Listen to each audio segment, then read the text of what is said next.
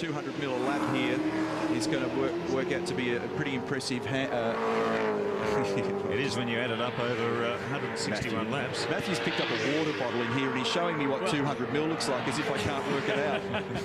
Well, if you can graphically explain what I'm showing you, which is a third of the 600 milliliter bottle of water that I've got. Darryl Beattie, make some sense, please, can you? I guess, Steve, you can't be much happier with a first stint like that.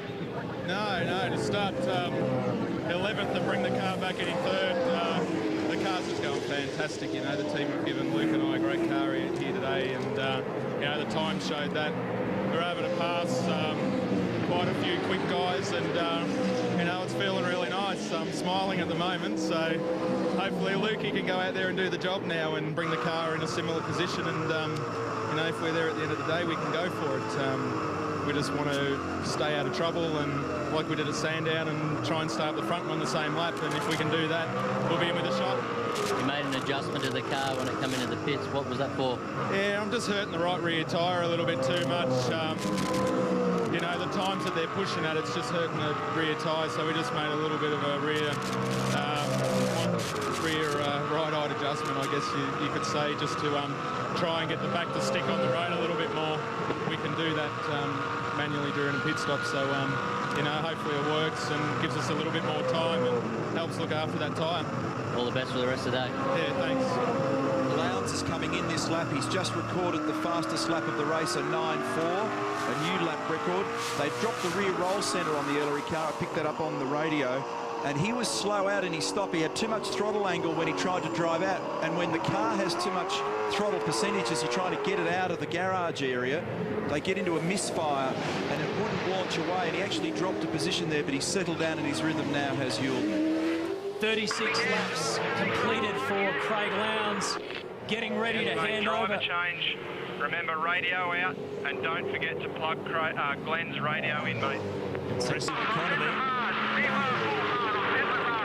He's reset the bars already. He's gone rear bar full hard, and he's burning about 3.2 litres a lap. He's another 200 mil a lap better off. Murphy. Yeah, so Bradley's is the thirstiest car of these key cars, and then Murph's about 3.4 litres a lap, and these blokes about 3.2. And I'm basing that around 115 usable litres of fuel. It's going to be critical as this race unfolds. That fuel burn rate, 200 mils, doesn't sound like much. Jeez, he didn't mess around coming into the pits, did he? Now he knocks it back to 40 k's an hour. A crucial moment of this race, especially in terms of history, because Glenn Seaton is about to jump behind the wheel for his 20th Bathurst start. Well, it's looking fairly slick at the moment. Nothing major happening. Obviously, just the obvious things: tyres, fuel, driver. One thing I have noticed that's rather interesting is that under the deceleration of pulling up in the pit, most of the cars coming in here are having debris fall back out of the air intake to the radiator. Everything they've picked up along the way, or a lot of it, is just running back out onto the road under the braking here. So fair bit of debris out on the track. Big problem with the right rear there. That delayed the stop. Fuel is always the governing factor with pit stops, but there was a problem. They had to change guns, so maybe they had an air pressure problem with one of the nitrogen bottles, but that really delayed that stop. Glenn, make sure you're on mains as well, mate, with your fuel. Grant Kenny, you got something else on that stuff? It was interesting as they drove off.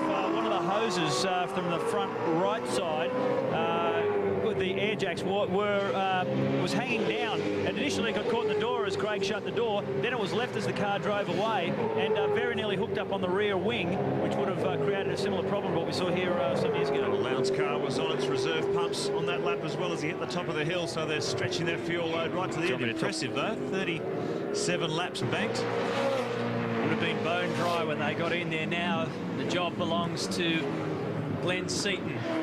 So everybody's been in, done the changes. Slow stop though, that will have hurt. Filled her up, including the man who started on pole position. A very, very impressive start to this race from Greg Murphy. And I think Murph can hear us in pit lane. Everything going to plan? Yeah, mate. I can hear you, Matty. How are you feeling? You'd be okay after that session because no hiccups, no drama, no nothing. No, it was very good, and we really just wanted to pace a fairly average pace.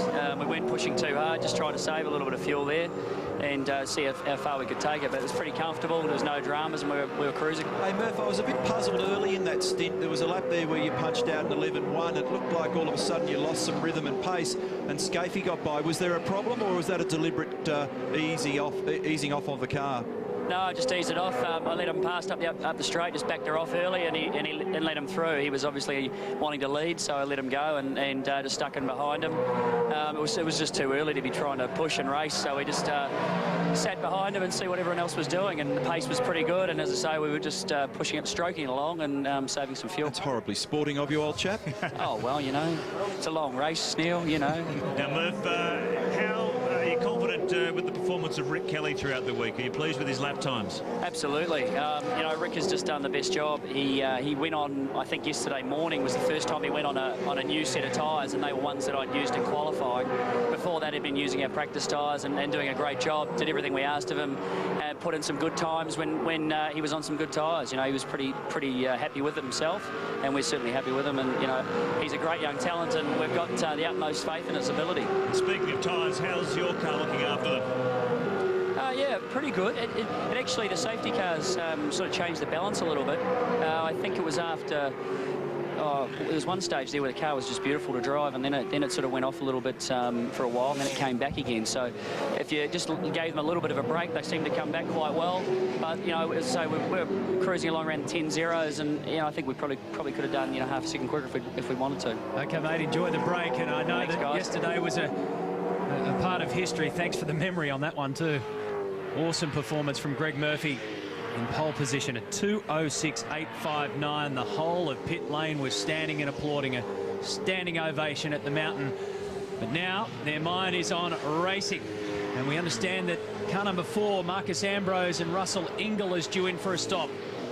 Luke Youlden's down to an 11.2 on this lap.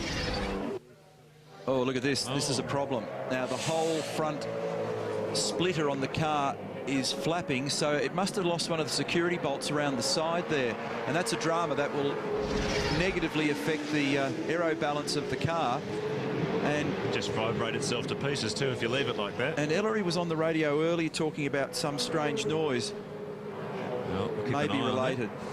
Here is Rick Kelly at the wheel of this stunningly fast Kmart Commodore.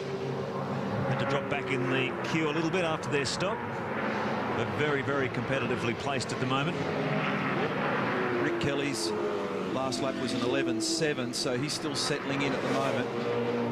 The order: Jim Richards, Stephen Richards, Russell Ingall, Dean Canto, Mark Scaife. He's fought his way back from that drama. He's up in 5th now. Paul Wheel, Warren Luff, Hossack in there too. Manassian up in 9th spot. Rick Kelly, despite a drive-through penalty, that's a good effort by the European team. And Rick Kelly, who has just got back into 51, he's up in the top 10. So this car is due to come in pretty soon. Pertec Falcon. He's in behind Stevie Richards at the moment.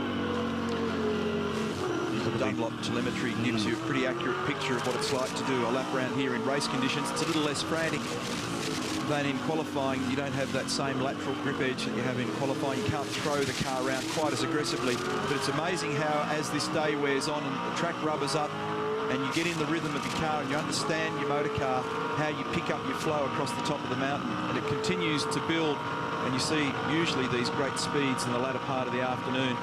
People that sometimes were battling to do a time early in the weekend suddenly realise how easy it can become later in the weekend. And it's all about flow here, not slowing the car down too much, not overdriving the car and clenching your fists around that steering wheel, knowing where the car has got to be around the corner rather than on the spot. It's about looking ahead. Another lap at least for Russell Ingall. These guys salvaged the trip to the dirt at Sandown and finished in 5th position. Campbell Little talking to Russell Ingall, so possibly another 2 to 3 laps.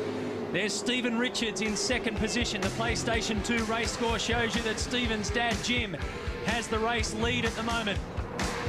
2nd, Castrol Commodore. 3rd, the Pertec Falcon. 4th, is Canto and White. 5th is where you'll find Mark Scaife with Todd Kelly. 2 compulsory pit stops completed. 6th is Jason Bright and Paul Wheel. The great race rolls on at the mountain.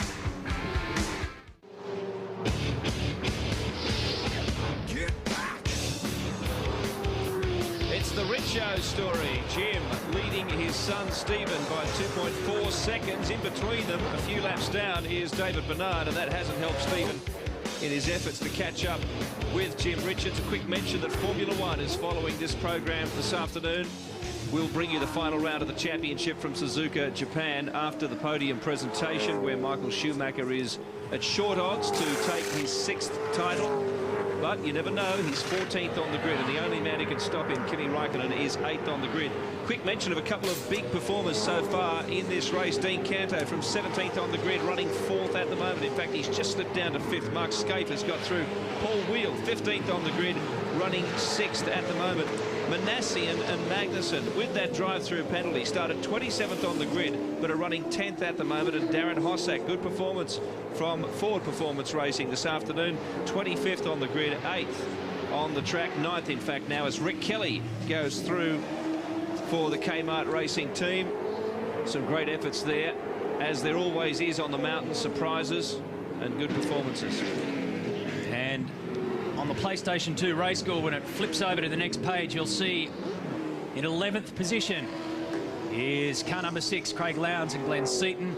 Lowndesy joins us now. Gee, you sucked it dry, CL. Yeah, pretty much. We really didn't know. Our telemetry actually had gone down in the pits, so the guys didn't know how much fuel was left. They just had to keep running until it topped. But the boys made sure that I had it on the mains, not reserve. So look, it took a little while to pick up the reserve bit, but look, the car was good. As the fuel light was coming out of it, the car was getting faster, and look, I was comfortable. The boys had a little bit of a slow pit stop, but we'll make that up. Tell you what, Craig, even you're on your reserve pumps toward the end of that lap, the fuel economy of the car is very good.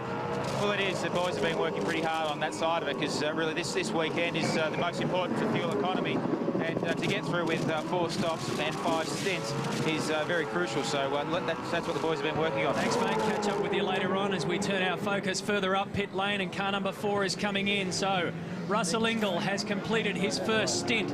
You see just something hanging off the front of the Caltex Pertec Ford, and it's just some sealant coming out of the front of the lid there. Now Marcus Ambrose is in, Russell Ingall is out, Daryl Beattie's there.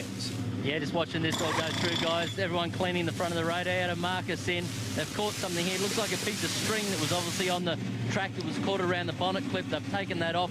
That's what was hanging off the front of it. They also made a slight adjustment to that roll center as well. Away they go. 26.6. To make sure the brake bias is set correctly, Marcus, check your bars. It's about bang on target for the fuel fill. Russell was complaining of problems with the right front tyre, so I suspect he had some little flat spots on it there late in the stint. So Ambrose inserts into the race, lap 44. Man who leads the championship. 5 victories overall in season 2003, and that is car 33, Nathan Pretty and Alan Simonson.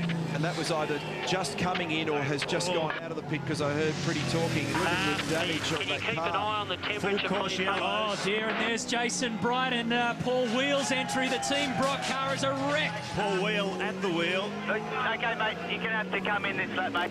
So big impact at the S's, obviously, and it's also involved car number 69 of Dillman and Jones. There's a heap of oil on the road there too. This is exiting the dipper. How many more victims of... Well, it'll go all the way back up, because you'll see somebody is speared through the dirt, exiting Skyline, dragged it all the way across. That's where we find car 33. Already had a major incident at exactly that part of the circuit. Jason Bargwanna and David Brabham earlier in the race. Man, he must have gone in there really heavy.